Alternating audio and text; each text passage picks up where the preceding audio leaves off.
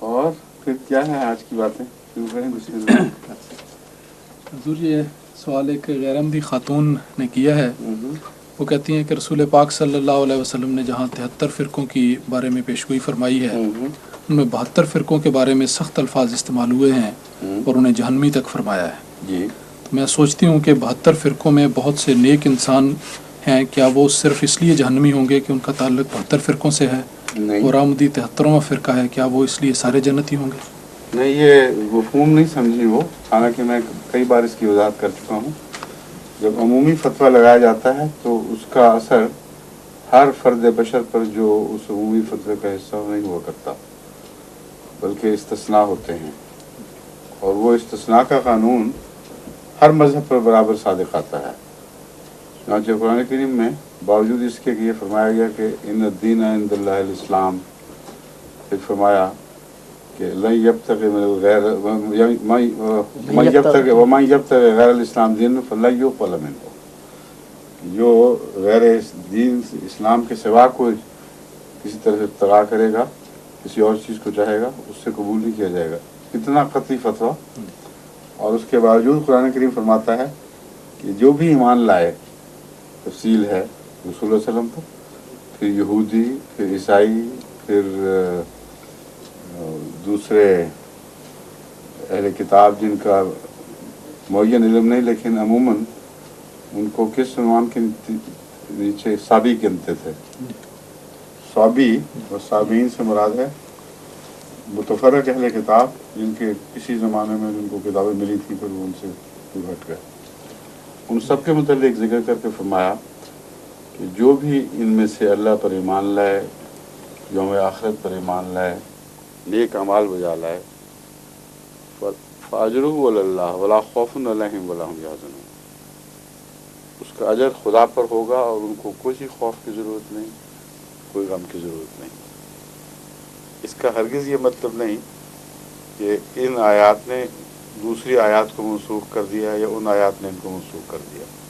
مذہبی فتویٰ وہی ہے کہ اسلام کے سوا اب کچھ قبول نہیں کیا جائے گا، مگر غیر مذاہب میں استثنائی طور پر ایسے لوگ ہو سکتے ہیں جو بعض ایسے اندھیروں کے جزیروں میں رہتے ہوں جن پر اسلام کی روشنی ثابت نہ ہوئی ہو، ان کے متعلق یہ فتویٰ انفرادی جاری ہے. تو اسلام جو اتنا عظیم الشان عالمی حوصلہ رکھتا ہے، اس کی کوئی مثال دوسرے مذہب میں نہیں ملتی. یا معین طور پر دوسرے مذاہب کا نام لے کر ان میں بعض ایسے لوگوں کا ذکر ہے جن کو ان کے اگر وہ آخرت پر ایمان لائیں گے اور نیک اعمال بجا لائیں گے، اللہ کے حضور ایسے ٹھہریں گے تو ان کو بخش دیا جائے گا. تو محمد رسول اللہ علیہ وسلم کی امت کے متعلق یہ فیصلہ کر لینا اس حدیث کی روح سے ہر دوسرے فرقے کا ہر فرد بشر جہنمی ہوگا، یہ قرآن کے اس واضح حکم کے سراسر منافی ترجمہ ہے. اور کبھی بھی میں نے اس ترجمے کو قبول نہیں کیا، بلکہ واضح طور پر اعلان کیا ہے کسی احمدی کو یہ حق نہیں کہ وہ یہ فیصلہ دے کہ احمدیوں کے سوا باقی تمام مسلمان فرقوں سے تعلق رکھنے والے ضرور جہنمی ہوں گے. یہ کہنے کا حق ہے کہ رسول کریم صلی اللہ علیہ وسلم کے نزدیک بحیثیت فرقہ وہ تمام 72 بحیثیت فرقہ 72 کا حصہ ہیں، وہ اپنے اعمال اور خیالات کے لحاظ سے بکثرت جہنمی ہوں گے. بس لفظ بکثرت کا مفہوم اس میں داخل ہے. یا اعتقادی لحاظ سے وہ اتنا بھٹک چکے ہیں کہ ان میں جہنمی عقائد آ چکے ہیں، یا امت کے مسالے سے دور جا پڑے ہیں. بہرحال ناراضگی کا ایک کلام ہے جو عمومی تصویر کھینچ رہا ہے مگر ہر فرد بشر پر صادق نہیں آتا.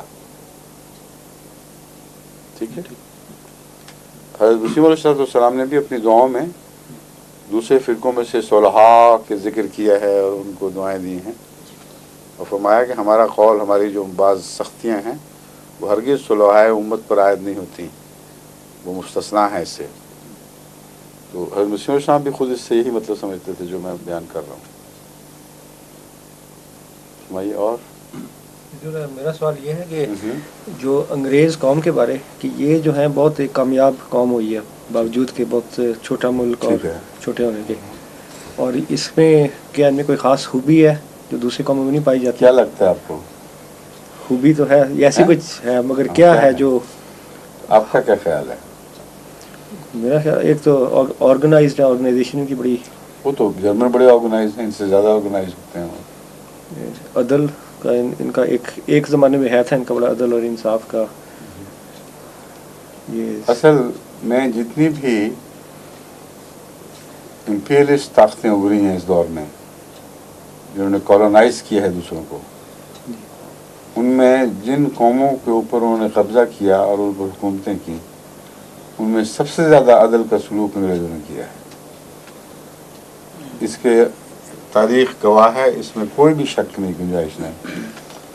یعنی اب بحیثیت ایک حاکم کے انہوں نے یقیناً استحصال کیا ہے. کوئی حاکم بھی دنیا میں کسی اور جگہ حکومت کے شوق میں جا کے حکومت نہیں کرتا بلکہ استحصال کرتا ہے. ایک زمانہ ایسا تھا گزشتہ تاریخ کے دور میں جہاں قومی اقتصادی محرکات کی بجائے ایک بادشاہ کی انا اور اس کی یہ تمنا کہ میں حاکم بن جاؤں سب دنیا کا، یہ اس کو بڑے بڑے حملوں پر مجبور کر دیا کرتی تھی. جس طرح سکندر اعظم نے قوم کی اقتصادی حالت کی خاطر وہ دنیا فتح نہیں کی، بلکہ اس زمانے میں ایک بڑے بڑے بادشاہوں کی انا کا ایک حصہ تھا. جتنا بڑا ملک کسی کو نصیب ہوگا اتنا بڑا بادشاہ بنے گا، تو سب دنیا میں تخت تاراج کرتے پھرتے تھے. یہ وہ دور نہیں ہے. یہاں جتنی بھی کالونائزیشنز ہوئی ہیں، یعنی بعض استعماری طاقتوں نے دوسرے ممالک پہ قبضہ کیا ہے، بلا شبہ اس سے اقتصادی فائدے حاصل کرنا تھا. اور ان کی لڑائیوں کا آغاز ہی تجارتی کمپنیوں کے ذریعے ہوا ہے. ایسٹ انڈیا کمپنی اور اس کے بغال پہ فرینچ کمپنیز جو تھیں، اسی طرح مختلف ان کے آپس کے تجارتی مفادات تھے. جب وہ ٹکرائے ہیں پھر فوج کشیاں ہوئی ہیں، اس کے بعد پھر کالونائزیشنز ہوئی ہیں. تو یہ ہے اصل بات. ان سب میں جتنا انصاف انگریز نے کیا ہے اتنا کسی اور نے نہیں کیا، اس میں کوئی شک نہیں.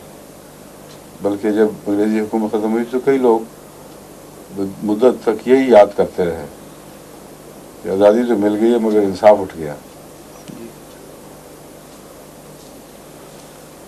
اور اب تو ان کے ملک میں بھی انصاف کو زخم پہنچ گیا ہے. بدقسمتی ہے بہت بڑی.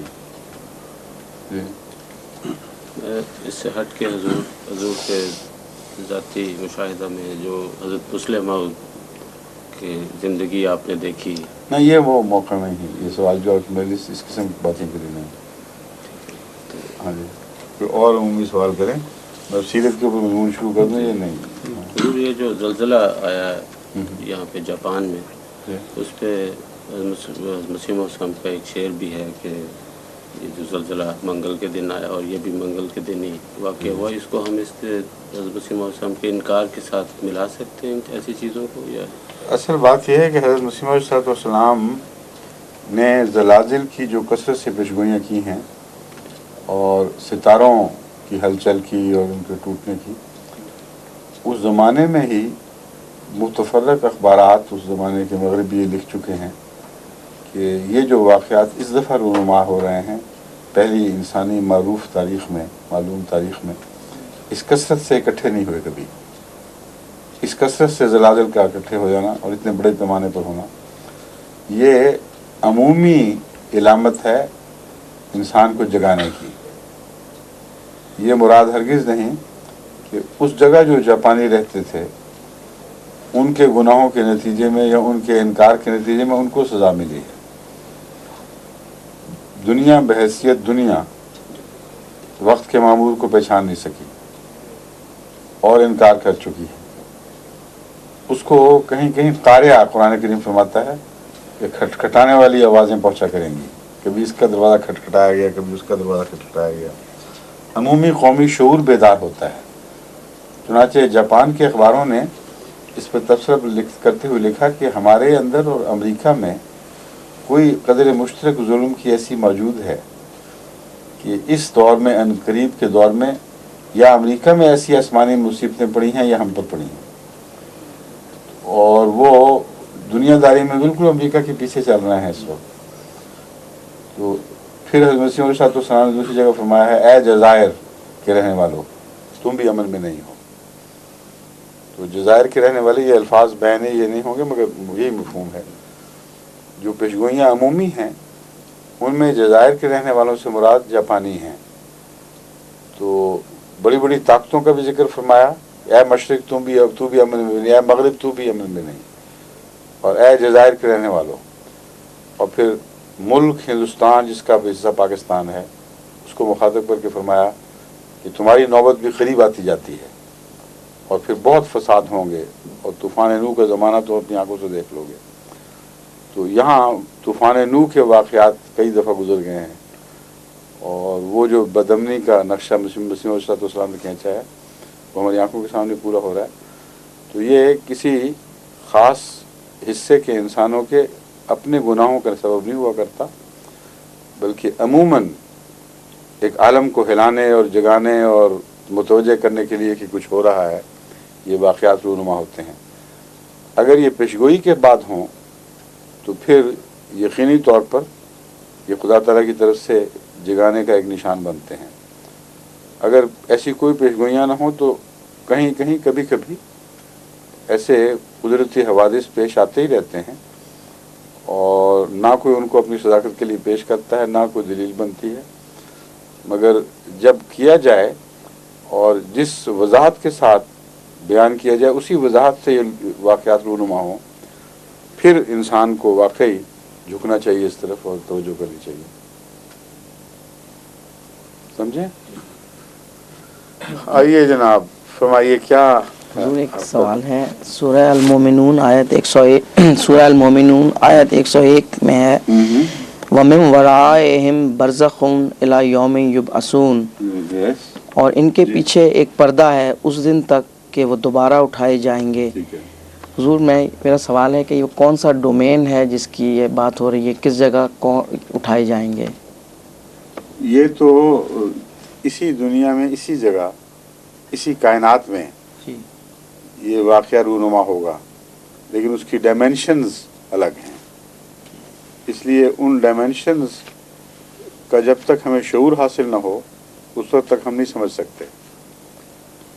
یہ جو فیصلہ ہے یہ بظاہر ایک جدید سائنسی زبان میں بات ہو رہی ہے، لیکن حضرت رسول اکرم صلی اللہ علیہ وسلم کو 1400 سال پہلے اسی طرح خدا تعالیٰ نے اطلاع دی، اور آپ نے یہی لفظ استعمال فرمائے ہیں جب فرمایا گیا جنت کے متعلق، فرمایا کہ ارض السماوات والارض، کہ اس کا جو دائرہ ہے جنت کا وہ زمین و آسمان پہ محیط ہے. تو صحابہ میں سے کسی نے تعجب سے پوچھا کہ یا رسول اللہ اگر ساری کائنات پر جنت محیط ہے تو جہنم کہاں ہوگی؟ تو آپ نے فرمایا وہ بھی یہی ہوگی، ولیکن لا تشعرون، لیکن تم شعور نہیں رکھتے ان باتوں کا. اب کتنا عظیم الشان اعلان ہے یہ. آج کے زمانے کے تصور ڈائمینشنز کے 4 5 6 7 8 ڈائمینشنز، اور بیک وقت 2 ڈائمینشنز کا ایک دوسرے کو ٹائم اور اسپیس بظاہر شیئر کرنا اور کلیتاً ایک دوسرے سے الگ ہونا، یہاں تک کہ تصور بھی اس کو نہیں پکڑ سکتا. یہ تصور قرآن کریم میں جو جب بیان فرمایا گیا تو اس کو رسول اللہ صلی اللہ علیہ وسلم کے سوا کوئی نہیں سمجھا. تبھی یہ اعتراض اٹھا کہ یہ اگر کائنات پر جنت محیط ہے تو پھر جہنم کہاں جائے گی؟ تو آپ نے فرمایا وہ یہیں ہوگی وہ بھی، لیکن تم سمجھتے نہیں، اس کی ڈائمینشنز الگ ہیں. سمجھے؟ جی سمجھ.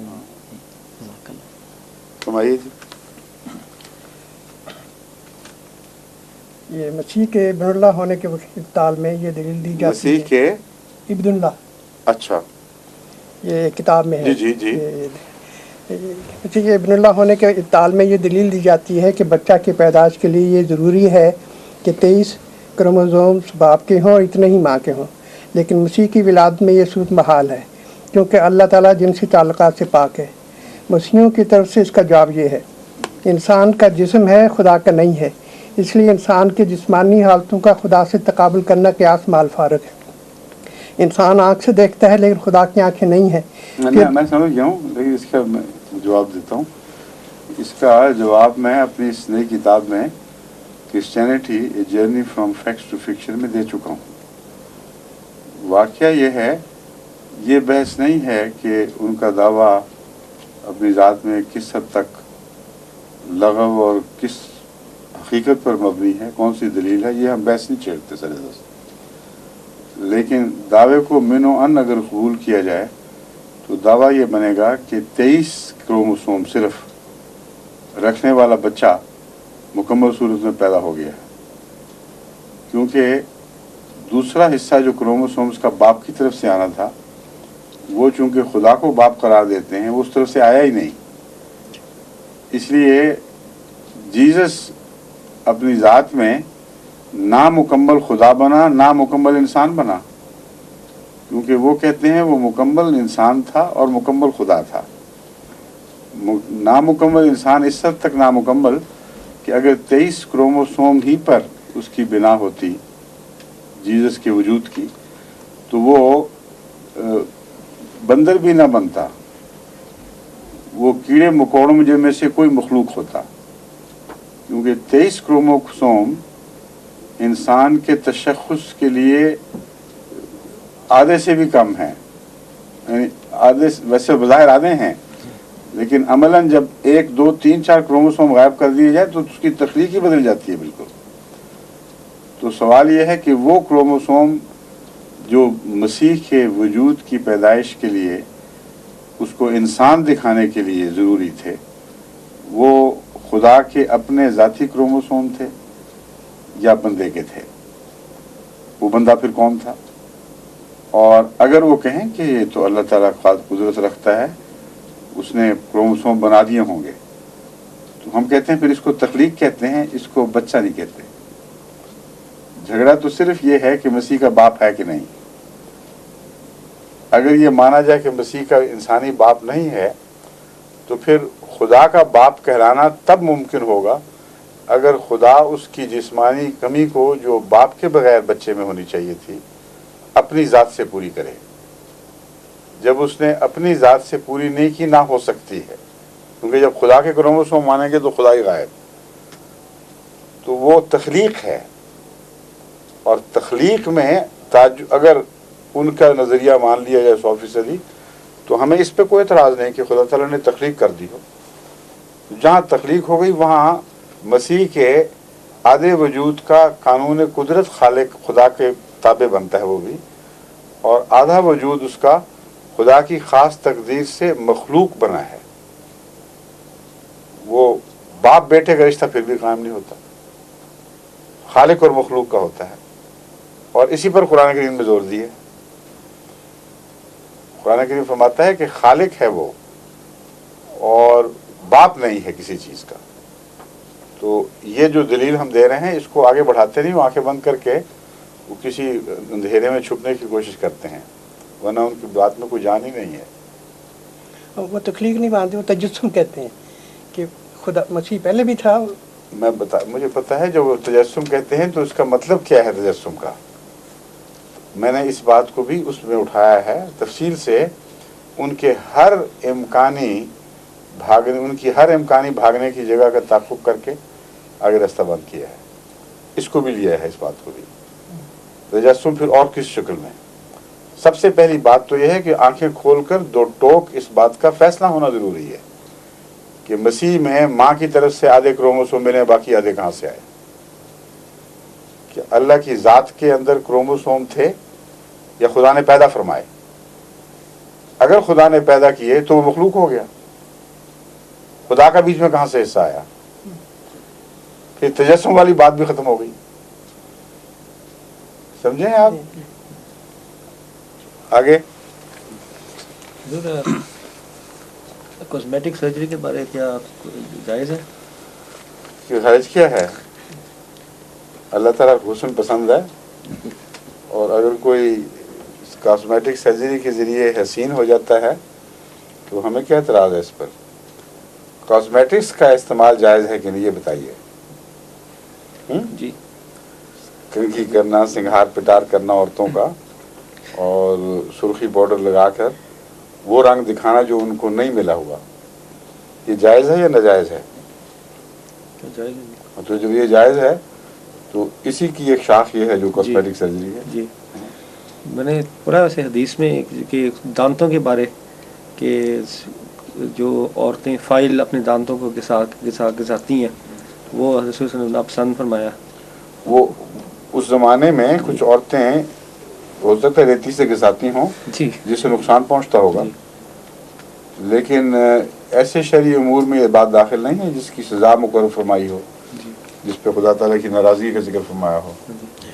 ये तमाम अक़ल की तालीमात हैं। रसूल अकरम सल्लल्लाहु अलैहि वसल्लम जी अमूमन हिकमत की बातें फरमाते थे, उनमें एक ये भी दाखिल थी।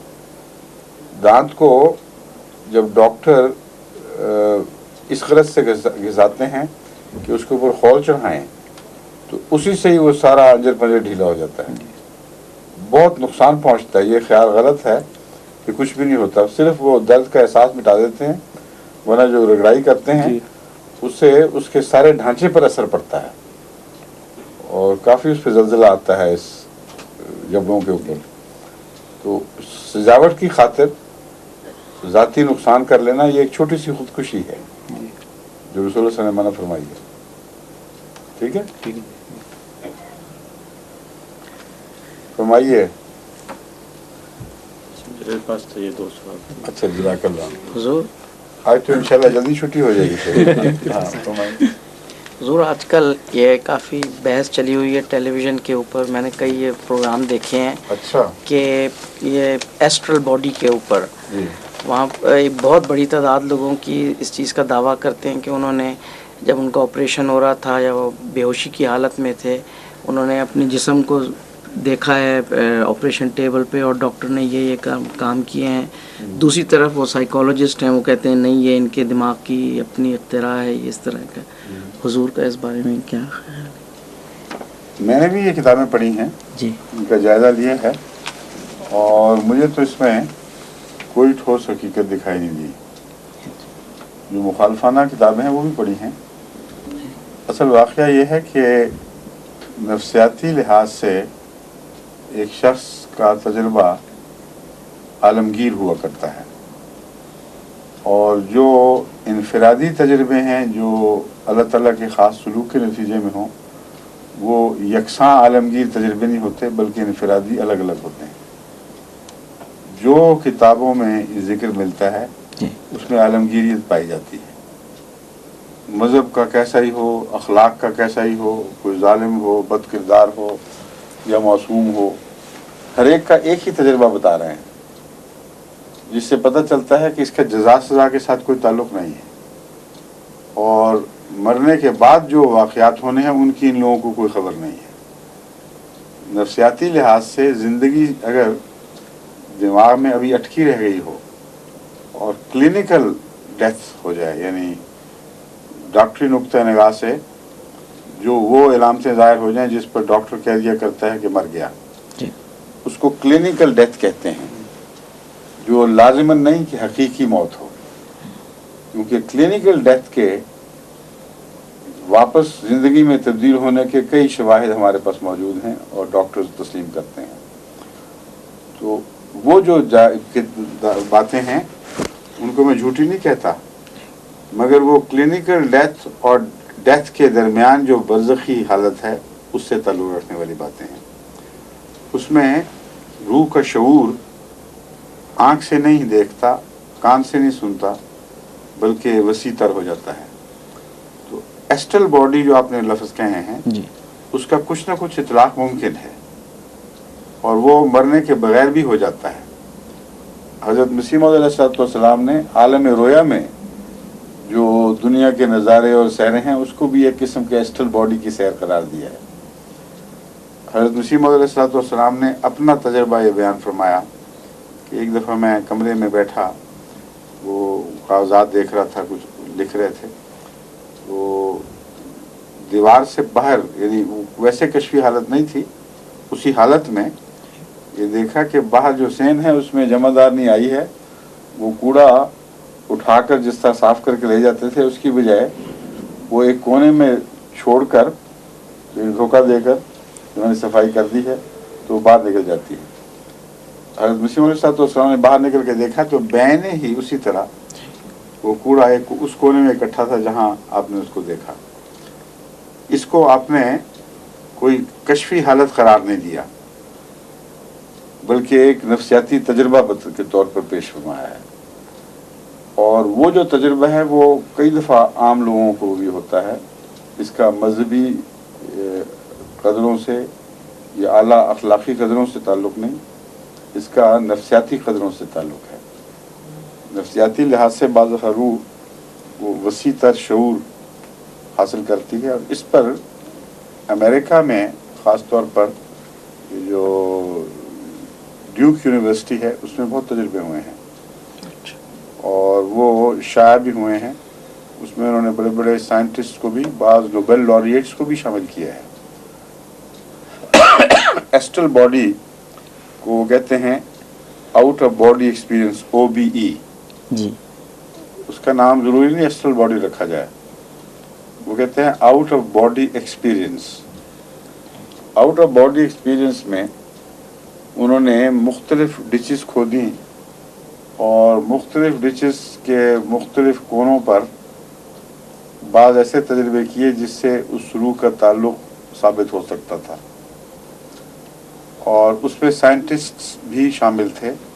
और जो तजर्बे किए गए उनको एक ऐसी थर्ड पार्टी ने अलग लिख के महफूज रखा जिसका ना तजर्बा कराने वालों से कोई ताल्लुक़ था ना तजर्बा करने जिन पर हो रहा था उनसे, ताकि दोनों का इल्म उस पर कोई असरअंदाज ना हो। ये मकसद था। उनमें से एक तजर्बा यह था कि एक शख्स को साथ उसका कुत्ता बहुत हिलाया गया था, इतना कि एक दूसरे के साथ बहुत गहरा ताल्लुक़ कायम हो गया।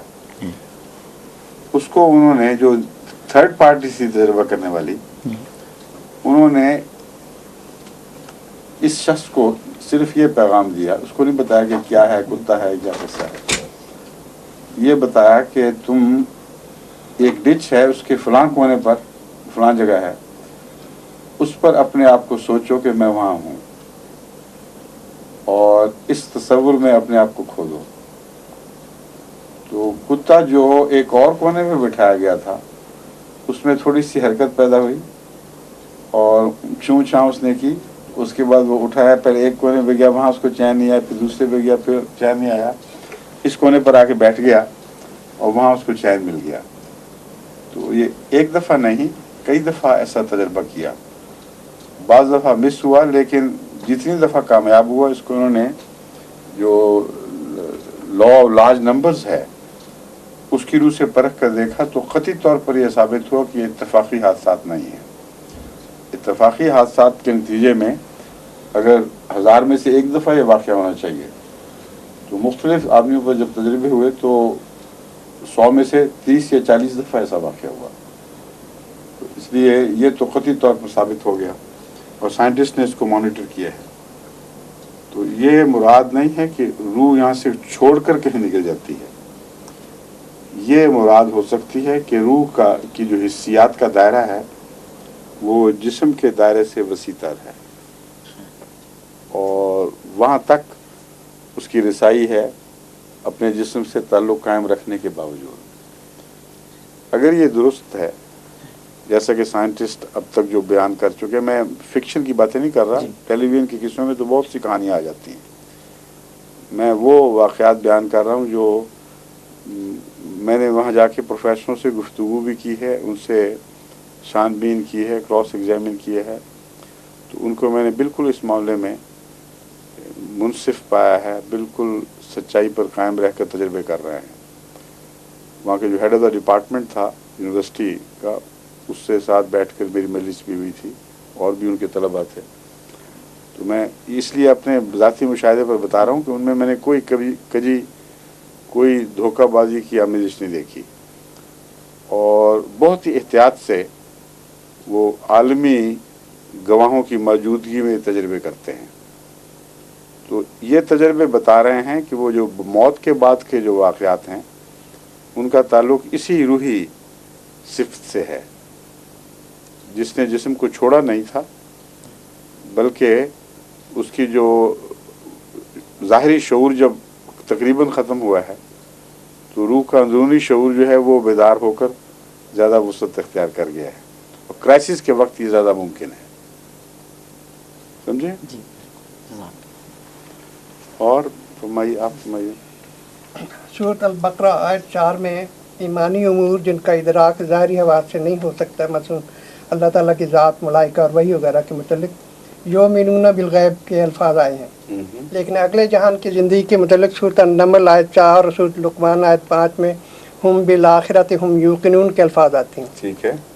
इसके मतलब सवाल यह है कि इंसान अक़ली और इल्मी दलाइल और अनफुसी शवाहिद से इस मुकाम पर तो पहुँच जाता है कि वो इन उमूर गैबिया की तस्दीक कर ले, लेकिन अगले जहान की हकीकतों के मतलब यकीन की हद तक पहुँच जाना जो इंसानी अमाल पर असरअंदाज हो बज़ाहिर मुश्किल है। इस यकीन के लिए ज़ाती मुशाहिदा और तजर्बा की ज़रूरत होती है जो इंसान को इस जहान में हासिल नहीं हो सकता। बड़ा आपने गाड़ी पे चढ़ के सवाल किया है तेज़ रफ्तारी से। पहले वो समझा तो दें जिनको आप मेरा जवाब सुनवाना चाहते हैं, पहले अपना सवाल तो समझा दें उनको आराम से घबराए बगैर। हाँ। सवाल ये है कि ईमान बिल गैब जो अमूर हैं वो तो इल्मी लिहाज से भी समझे जा सकते हैं, लेकिन ईमान बिल गैब हाँ किस तरह समझे जा सकते हैं? इल्मी और अक़ली और अनफुसी शवाहिद से किस तरह समझे जा सकते हैं? मतलब खुदा की ज़ात के मुतल्लिक इंसान जब गैब कहते हैं तो इसका मतलब वो आपकी पहुंच से बाहर है। लेकिन दलाइल तो है ना कि वो है पहुंच से बाहर। वो गैब का वो हिस्सा गैब नहीं है, वो हाजिर है। खुदा ताला सिर्फ गैब तो नहीं है, हाजिर भी है। हाजिर है तो जो हाजिर का हिस्सा है वो बता देता है कि वो तो यकीनी तौर पर पता चल जाता है शवाहिद से। जो गैब का हिस्सा है वो जब तक खुदा इत्तला ना दे किसी को नहीं मिलता। वो तो इल्हामी बात होगी आगे। हाँ। लेकिन इब्तदाई तौर पर खुदा की ज़ात बिल्कुल नहीं, गैब को तो आप हासिल कर ही नहीं सकते, किसी इल्मी ज़रिए से गैब को नहीं हासिल कर सकते। उसको हासिल करते हैं जो जिसके शवाहिद हाजिर में मौजूद हैं, और उस पर अनफुसिकुम का जिक्र है और आफाक का जिक्र है कि जब तुम आफाक को देखोगे और गौर करोगे और अनफुस पर गौर करोगे तो वहाँ खुदा की हस्ती के गैब की नहीं बल्कि उसके हाजिर वजूद के शवाहिद तुम्हें मिलेंगे।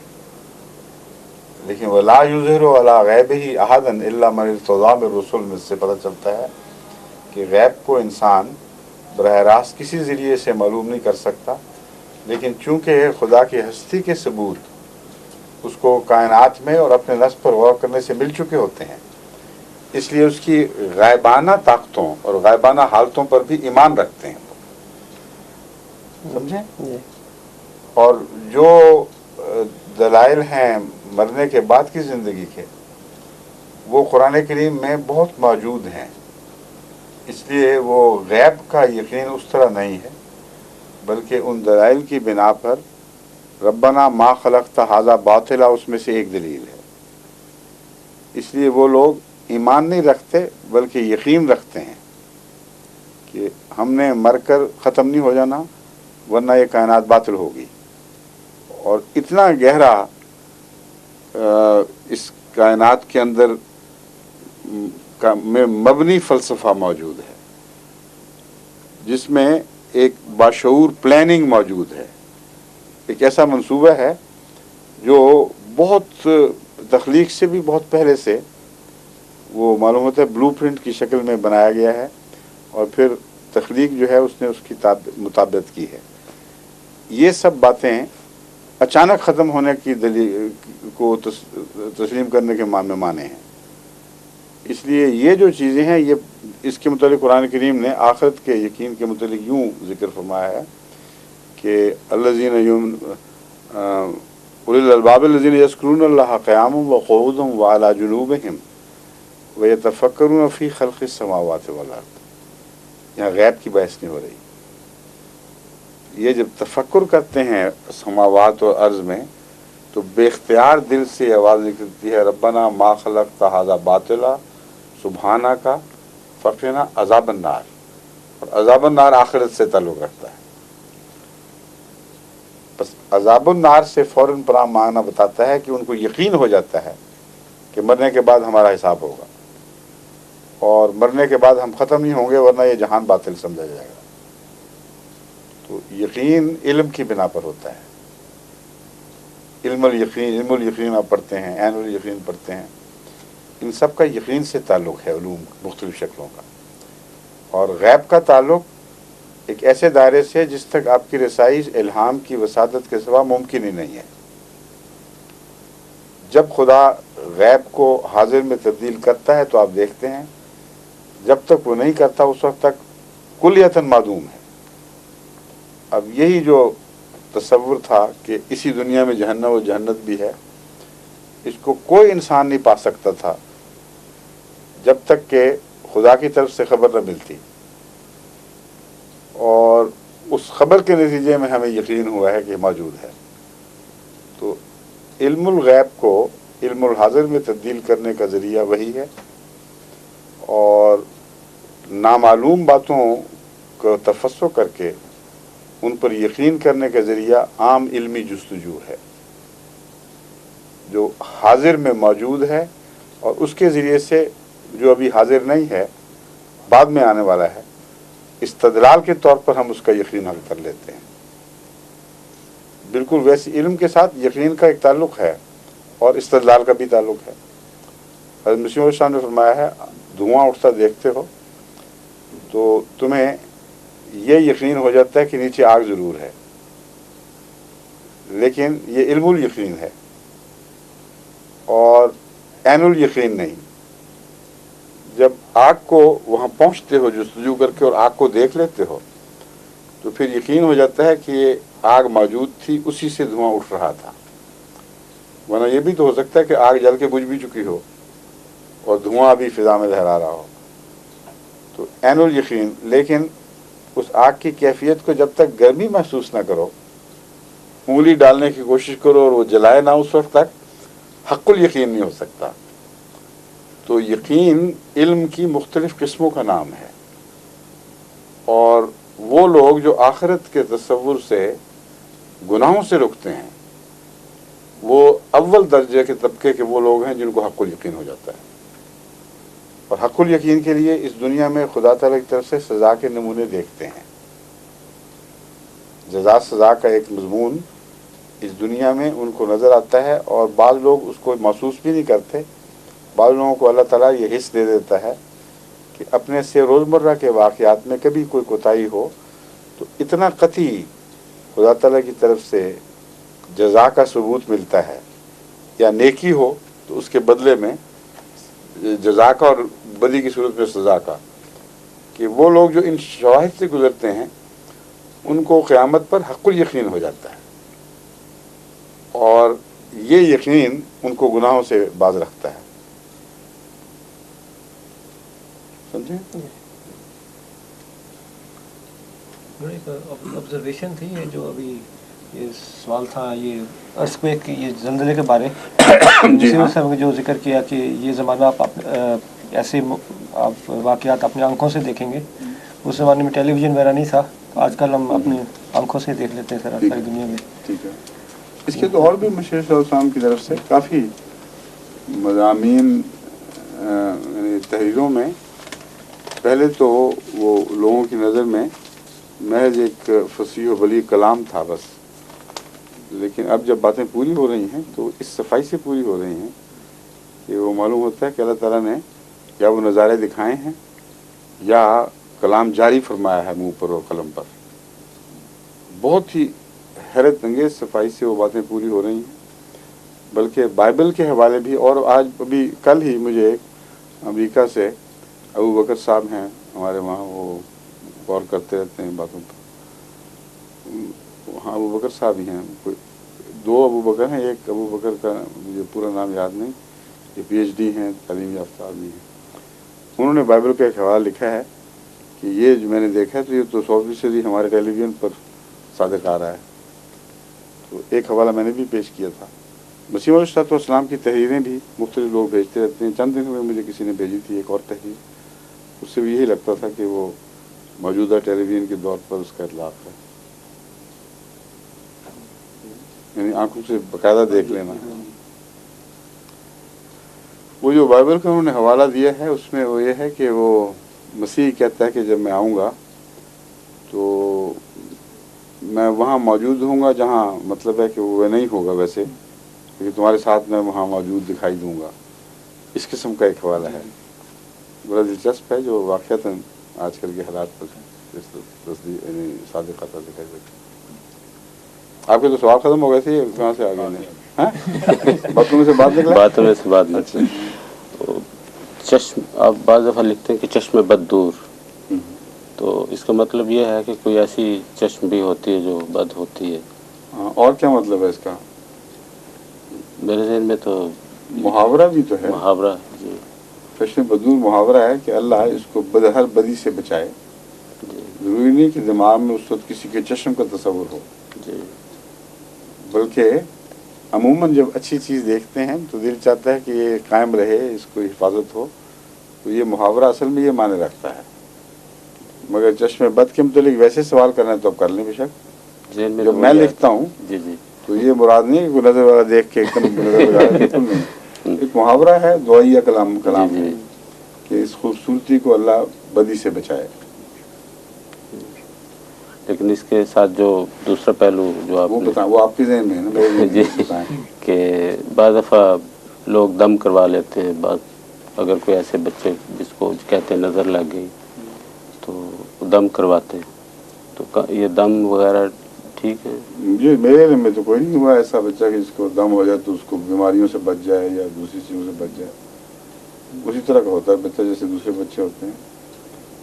तो वहामात की दुनिया अलग अलग दुनिया है, उसका यकीन से कोई ताल्लुक़ नहीं है, समझे? तो वहामात की बातें मुख्तलिफ मेयार के लोग मुख्तलिफ वहमों में मुब्तला रहते हैं, और सोसाइटियाँ जितनी भी तौहीद से दूर जाती हैं तो वहामात का शिकार हो जाती हैं। इस बात को तो गालिब ने भी समझ लिया था, हालांकि वो शायर था मगर कहता था मैं सूफ़ी भी हूँ साथ। तो बाज़ जगह उसकी सूफ़ी होने की शहादतें भी मिलती हैं। कहता है हम मवाहिद हैं, हमारा केश है तर्क रसूम, उम्मतें जब मिट गईं अज्जाए ईमा हो गई।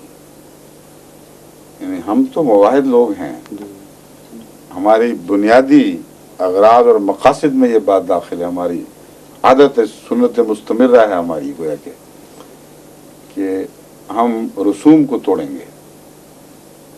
ये रसूम की बातें जो आप कर रहे हैं।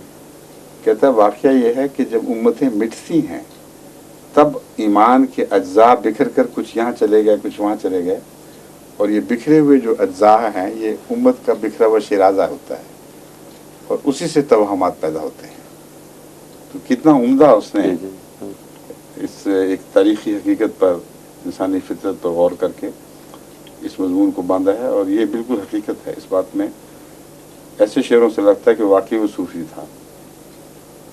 जी, फरमाइए जी। मेरा सवाल पिछले सवाल से ही एक है। हाँ कोई हर्ज नहीं, फरमाइए। मुझे बड़ा एंजॉय किया उस जवाब को जो हुजूर ने भी फरमाया था। बाज़ लोग बड़े कन्विंसिंगली ये बात करते हैं कि उन लोगों से जो उनके अजीज़ फौत हो चुके हैं कोई ताल्लुक़ हुआ है, उन्होंने आके उनको कुछ बात बताई है। उन बातों उन लोगों में एक हमारे इमाम रफ़ीक साहब भी हैं, बशीर अहमद खान रफ़ीक साहब भी मज़मून भी लिख चुके हैं इन बातों पर। अच्छा, जो मैंने नहीं वो मज़मून पढ़ा। वो पिछले तो दिनों और भी हैं, इसका मतलब आपसे मिलने जुलने वाले जो ये यकीन रखते हैं। मुझसे ज़ाती तौर पे नहीं, लेकिन वो टीवी पे एक बता रहे थे कि उनकी वालदा फौत हो गई तो वो कफन चूज़ करने के लिए गए, तो उस दुकान में उसने आके वो छोटे छोटे मॉडल बनाए होते हैं तो वो दिखा रहा था। तो उनकी वालदा ने उनके कान में कहा जो एक छोड़ा आया है पीछे अपने बैक रूम में वो मंगवाओ। तो वो आया तो उन्होंने कहा ये मुझे पसंद है। इसी तरह के बहुत सारे वाक़यात वो बयान कर रहे थे जी कि ये जो वाक़यात हैं इनकी तौजीहात और भी हो सकती हैं कुछ। जी अगर वालदा जी इतनी खुद गर्ज है कि सिर्फ अपने कफन की चॉइस में सिर्फ बताती है, हालांकि बता सकती है और बातें भी, जी तो रोज़मर्रा की ज़िंदगी में उसकी काया क्यों नहीं पलटी? उसको ये क्यों नहीं बताया कि फलां नंबर का वो खरीदो, वो जो टिकट है वो निकलेगा और तुम मिलियनेयर हो जाओगे? वो ऐसी तमाम बातें जिनको दूसरा देखने वाला जी मालूम करके उसकी सेहत या गलती का अंदाज़ा लगा सकता हो, जी वो इन तमाम बातों से, इन कहानियों से अलग रहती हैं। और वो बाज़ महदूद बातें उनमें बयान होती हैं जो उस शख्स के ज़ाती तजुर्बों के एक महदूद दायरे से ताल्लुक़ रखती हैं। जी तो ये तौजीहात इसकी कई हो सकती हैं। जी एक ये कि उस शख्स को अपने दिल में तसव्वुर होगा कि मेरी वालदा को क्या पसंद है, और वो तसव्वुर जो है वो आवाज़ की शक्ल में उसके कानों में जिस तरह इल्यूजन होता है वो आया और वाक़तन वो चीज़ मिल गई। अगर वो ना मिलती तो ऐसे बेशुमार वाक़यात बग़ैर अनकहे गुजर जाते और गुजरे होंगे। ये किस तरह पता चला कि ऐसी आवाज़ सुनने वालों ने जब भी सुनी उसे ही सुनी? जी तो इत्तेफाक ऐसा हो सकता है, बाज़ नमूने रह जाते हैं पीछे। जी आप कहते नहीं खुद भी बगैर माँ की आवाज़ सुने कि ये मुझे नहीं पसंद, इससे मिलता यूं जो है ये है आपके पास, जी तो दुकानदार दौड़ दौड़ जाता कहते हैं हाँ जी ये तो नहीं आपकी मुराद, आप कहते हैं हाँ यही है। ठीक है तो ऐसे वाक़यात रोज़मर्रा होते रहते हैं। तो हो सकता है इसी किस्म का ये वाक़या वो हो, जी, लेकिन नहीं ये पॉसिबल है। नामुमकिन है। मैंने आपको बताया है जी, कि अगर जी। इस तरह उनकी वालदा मोहतरमा बार बार तशरीफ़ ला सकती हैं तो और अपनी दिलचस्पी में इतना छोटी सी बात में इतना इन्हमाक है कि दुकानदार की सारी दुकान छान मारी, नहीं तो वो जो बेटे की ज़िंदगी से ताल्लुक़ रखने वाले अहम वाक़यात हैं जी, उनमें क्यों खामोश है? ठीक है फर्जी बातें हैं। ठीक है और सेंस के ज़रिए जब बुलाते हैं ये लोग तो झूठे निकलते हैं, हर दफ़ा झूठे निकलते हैं, सिवाय उन लोगों के जिनकी दिल की तमन्ना होती है कि हम इनको सच्चा समझें। ठीक है वो उन तजुर्बों में सिर्फ वही बातें फिर बयान करते हैं जो इत्तेफाक से ऐसे लोग इसलिए दिखाने में कामयाब होते हैं कि रोज़मर्रा का उनका तजुर्बा होता है, उनको महारत होती है। हमारा एक नजूमी हुआ करता था, अहमदी क्या नाम था उनका, नजूमी साहब का। वो अहमदी हो गए तो उन्होंने नजूम छोड़ दिया था, मगर वो अंदर के किस्से सुनाया करते थे हमें। तो एक दफ़ा उन्होंने मुझे बताया कि हम बाज़ लोगों को जो एतक़ादात के लिहाज से हम समझते हैं कि वो चाहते हैं कुछ हो और हमें माने, उनको बाज़ ज़ाहिरी शवाहिद फ़ौरन पेश करते हैं। मसलन ये कहते हैं कि तुम्हारे यहाँ पीछे एक तिल है और वो अक्सर को होता है। उन्होंने कहा हमने तजुर्बा किया है कि जो जगह उन्होंने बताई थी वहाँ अक्सर तिल होता है कहीं न कहीं उसकी उस दायरे के अंदर। तो वो कहते हैं तिल निकल आता है, वरना हमने जो पेंसिल पकड़ी होती है जिससे वो दिखाते हैं वो निशान डालने वाली पेंसिल है कि तिल का निशान पड़ता है उससे। तो वो दिखा बुलाते हैं लोगों को, ये देखो ये तिल, ये देखो। तो वो जो उठाते हैं पेंसिल को तो लोग देखते हैं कहते हैं हाँ हाँ हाँ तिल निकला है, और अगर वो हो तो फिर ज़रूरत नहीं उसकी खेल की। तो ये मुख्तलिफ लोगों ने ये ट्रिक्स बनाए हुए हैं और उनकी इनकी रोशनी में, इन तजारिब की रोशनी में कई लोग ये अंदाज़ा लगा लेते हैं कि इसके माँ बाप से किस किस्म का ताल्लुक़ होगा, क्या चाहती है औरत। ये अक्सर औरतों को ये शवाहिद मिलते हैं, और क्या उसकी सीधी तमन्ना है मैं ये पता करूं। तो जो आने वाली रूह है उसकी आवाज़ वो उसको बताते हैं अपनी मर्ज़ी से। लेकिन अगर ऐसी बात पूछी जाए जिसका उसको जो रूह बुलाने वाला है उसको ख़ुद को इल्म ना हो तो कंप्लीट ब्लैंक होता है। फिर उसमें उसका कोई सवाल ही नहीं कि वो सही बात बता सके। हज़रत मुस्लिम मऊद रज़ी अल्लाह तआला अन्हु ने जब 1924 में लंदन मस्जिद की बुनियाद के सिलसिले में तशरीफ़ लाए तो आपने सियांस का पता किया कि जो सियांस वाले लोग हैं इनमें कौन चोटी का है। सोफिस्ट भी कहलाते थे वो, और साइंस वाले भी कहलाते थे।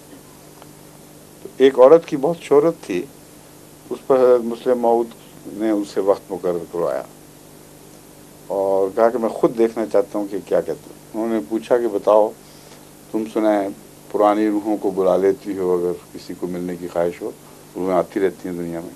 मैंने कहा हाँ नो प्रॉब्लम, अब नाम लें मैं बता देती हूँ। तो आपने फरमाया मुझे तो सिर्फ रसूलुल्लाह सल्लल्लाहु अलैहि वसल्लम से मिलने की ख्वाहिश है, मोहम्मद रसूलुल्लाह सल्लल्लाहु अलैहि वसल्लम।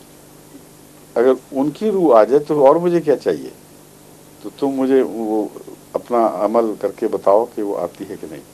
थोड़ी देर में कहते आ गई वो बोली कि आ गई है। तो उन्होंने कहा सवाल करो। तो उन्होंने कहा कि मुझे तो सिर्फ इनसे ये गुजारिश है मेरी कि सूरह फातिहा सुना दें अपनी आवाज़ में। तो उस औरत का जवाब था कि वो कहते हैं मुझे ये नहीं आती सूरह फातिहा नहीं आती। अब बताएं ये सब लघु किस्से हैं जो दिल चाहता है जिनका मानने वालों को उनको पता लगते हैं। मैंने खुद ये तजुर्बा किया, वहाँ काजी रब्वा में लंगर खाना नंबर 2 में मेरी ड्यूटी थी। तो शोर पड़ गया कि लंगर खाने को काम छोड़ छोड़ के लोग भाग रहे हैं, पेड़े वालियाँ उठ गईं, वो रोटियाँ पकाने वाले तंदूर छोड़ के दौड़ पड़े। तो हमारे यहाँ तो अगर 15 मिनट भी अगर नागा पड़े तो बाज़ दफ़ा 1000 आदमी भूखा रह गया। बहुत बड़ा फ़र्क पड़ रहा होता है तेज़ रफ्तारी से रोटी। तो मैं भाग के बाहर निकला, मैंने हुआ क्या, उन्होंने कहा जी वो किसी को जिन पड़ा है। और ये लोग जिन के इतने कायल हैं और इतना इनको दिलचस्पी है कि इस वक्त जो मर्जी कर लो ये काम पे नहीं जाएंगे जब तक वो जिन की बातें न सुन लें, उसके मुतालिक उनको ज़ाती तौर पर ना पता चले क्या बातें कर रहे हैं जिन। तो मैं उस कमरे में गया, वो सारे बड़ा कमरा होता है जो बैरक टाइप का, उसमें एक औरत लेटी हुई थी और जिन का कहती थी मुझ पे जिन आया हुआ है, और सारे इन्हमाक के साथ उसके गिर्द इकट्ठे हुए हैं। तो मैंने कहा रास्ता दो, मैंने कहा जिन निकालना है। मैंने कहा तुम बताओ कौन हो। और वाकई उसकी आवाज़ मोटी थी, यानी वो नफ्सियाती वजह से या खुद बनावट करके मोटी आवाज़ कर लेते हैं। तो उस औरत से मर्दाना आवाज़ आई कि मैं नौबहार शाह हूँ। मैंने कहा नौबहार शाह तुम जिन हो इसके औरत के ऊपर चढ़े हुए? कहता हाँ मैं वो हूँ।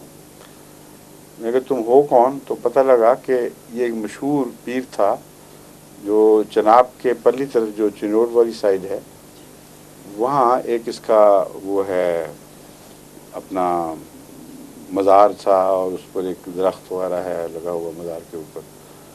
और ये जो औरत है उस इलाके से आई हुई थी। तो उसने कहा मैं नौबहार शाह हूँ, मैं उस मज़ार का मालिक हूँ, और इसने उस दरख्त के नीचे पेशाब किया था एक दफ़ा, और इसकी मैं सज़ा देने के लिए आया हूँ इसको, और मैं नौबहार शाह हूँ। मैंने कहा नौबहार शाह साहब आप तो सुने बहुत बड़े दीन के आलिम थे और बड़ा आपका शोरा था। हाँ हाँ मैं वही हूँ। मैंने कहा मुझे सूरह, वो मुझे याद था मुस्लिम वाक़या। मैंने कहा मुझे सूरह फातिहा सुनाए। तो वो औरत को जो फातिहा नहीं आती थी तो नौबहार शाह साहब को भी भूल गई। मैंने कहा जी ये नहीं मुझे आता। मैंने कहा फिर बकवास करते तुम, भागो यहाँ से, सब झूठ है। वो और उठ खड़ी हुई ठीक ठाक और हमारा काम फिर जारी हो गया।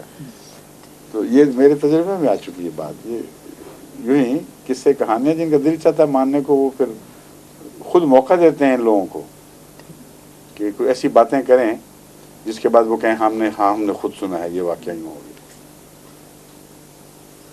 ठीक है। और आप बताएं मौलवी साहब, तो नया मसला है यकीन और गैब का किस्सा। ये इमाम मेहदी की मौदूदी साहब का मौक़िफ़ है जी, उसका खुलासा मैं पेश करता हूँ तबसरे के लिए। वो कहते हैं कि मेहदी के नाम से दीन में कोई ख़ास मनसब कायम नहीं किया गया जिस पर ईमान लाना वैसे ही ज़रूरी हो जैसे अम्बिया पर ईमान लाना ज़रूरी होता है। जिन उमूर पर इंसान की निजात का मदार है इनको पूरी तरह से कुरान करीम ने बयान कर दिया है। इमाम मेहदी का जिक्र हमें कुरान करीम में कहीं नहीं मिलता। अम्बिया के ज़ुमरे में भी इमाम मेहदी नहीं आते क्योंकि अम्बिया की सिफत कुरान ने हादी बयान की है। मेहदी का नाम किसी नबी को नहीं दिया। झूठ बोलते हैं मौलवी साहब, बिल्कुल। अगर ये वाक़यातन लिखे तो बिल्कुल झूठ बोल रहे हैं, कुरान पर इफ्तरा बांध रहे हैं।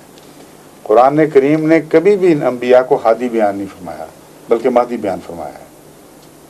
ان کا ذکر کرنے کے بعد سورہ انبیاء میں مثلا واضح طور پر انبیاء کی فہرست بیان کرنے کے بعد فرماتا ہے اللہ تعالیٰ کہ جعلناہم ائمۃً، ہم نے ان سب کو امام بنایا، یہدون بامرنا، ہمارے امر سے ہدایت دیتے تھے، اور جو امر پا کے ہدایت دے وہ مہدی ہوتا ہے، اور جو اپنی طرف سے ہدایت دے وہ ہادی ہوتا ہے. تو اللہ تعالیٰ نے یہدون بامرنا کہہ کر ان کو مہدی قرار دیا ہے. اور وَأَوْحَيْنَا إِلَيْهِمْ فِعْلَ الْخَيْرَاتِ وَفِعْلَ الزَّكَاةِ، یہ اس قسم کے الفاظ ہیں کہ ہم نے ان پر وحی کی اور فعل خیرات، اچھی باتوں کے معاملات ان کو سمجھائے اور صدقہ خیرات کے معاملات ان کو سمجھائے. تو وہ ہم سے جو باتیں سیکھتے تھے وہی آگے بیان کرتے تھے. تو ایسا شخص جو ہدایت پانے کے بعد ہدایت دے اس کو کیا کہتے ہیں؟ ہادی کے مہدی؟ ہدایت یافتہ مہدی. یہدون بامرنا مہدی ہے، اور ائمہ کا لفظ امام بناتا ہے. تو امام مہدی کی اصطلاح قرآن کریم میں سوائے انبیاء کے کسی کے اوپر استعمال نہیں ہوئی. نکال کے دکھا دیں جہاں بھی ذکر آیا ہے. یہ اس آیت کا مضمون بیان ہوا ہے کہ ائمۃً یہدون بامرنا، ان دو شرطوں کے ساتھ نبیوں کے سوا کسی کی بات نہیں خدا تعالیٰ نے فرمائی. تو قرآن کریم پڑھتے ہی نہیں یہ لوگ، ان کو پتہ ہی نہیں قرآن کریم کیا کہہ رہا ہے. رسول اللہ صلی اللہ علیہ وسلم اپنی طرف سے بات بنا ہی نہیں سکتے، اتنا بھی ان لوگوں کو ایمان نہیں. حالانکہ قرآن کریم فرماتا ہے وَمَا يَنْطِقُ عَنِ الْهَوَىٰ إِنْ هُوَ إِلَّا وَحْيٌ يُوحَىٰ، کہ محمد رسول اللہ کا مقام یہ ہے کہ اپنی طرف سے ایک ادنا سی بات بھی بیان نہیں کرتا، بولتا ہی نہیں.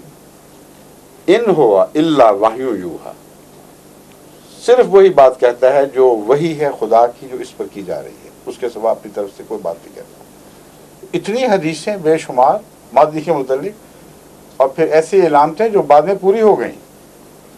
ان کو مدودی دماغی جھوٹا سمجھے تو سمجھے، ورنہ کوئی شریف النفس انسان اس کو جھوٹا کہہ ہی نہیں سکتا.